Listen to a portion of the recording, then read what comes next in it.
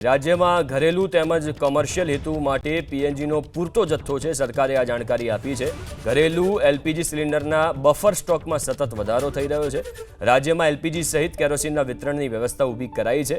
LPG માટે રાજ્ય helpline number 1800-233-0222 આ હેલ્પલાઇન નંબર છે। ફરી એકવાર બોલી જાઉં, 1800-233-0222।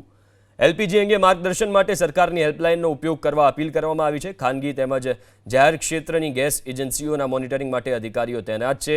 એલપીજી ગ્રાહકોને પીએનજી ગ્રાહકોમાં કન્વર્ટ કરવાને પ્રાથમિકતા આપવામાં આવી છે। દરેક જિલ્લામાં 36,000 લીટર કેરોસીનની ફાળવણી આવશ્યક અને અર્ધ આવશ્યક સેવાઓ અનુસાર એલપીજીની વિતરણની ચુસ્ત દેખરેખ માટે અધિકારીઓની નિમણૂક પણ કરવામાં આવી છે।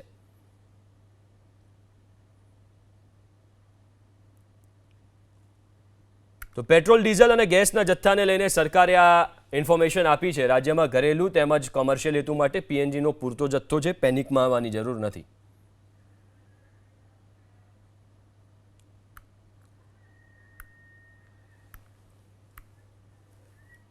તો એલપીજીની ફાળવણી, એલપીજીના વિતરણની પૂરતી વ્યવસ્થા છે અને તમામ પ્રકારની વ્યવસ્થા કરવામાં આવી છે। અધિકારીની પણ નિમણૂક કરી દેવામાં આવી છે। એટલે એક વાત સ્પષ્ટ છે કે કોઈ પણ જનતાએ, કોઈ પણ લોકોએ પેનિકમાં આવવાની જરૂર નથી અને લાઈનો લગાવવાની જરૂર નથી। બીજી બાજુ આ તમે મુન્દ્રાના દ્રશ્યો સ્ક્રીન ઉપર જોઈ રહ્યા છો, જ્યાં થોડી વારમાં જે જહાજ છે, શિવાલિક જહાજ, જેની ઉપર ભારતનો ઝંડો છે, એ શિવાલિક જહાજ થોડી વારમાં ડિસ્ચાર્જ કરશે ગેસ, એલપીજી ગેસ।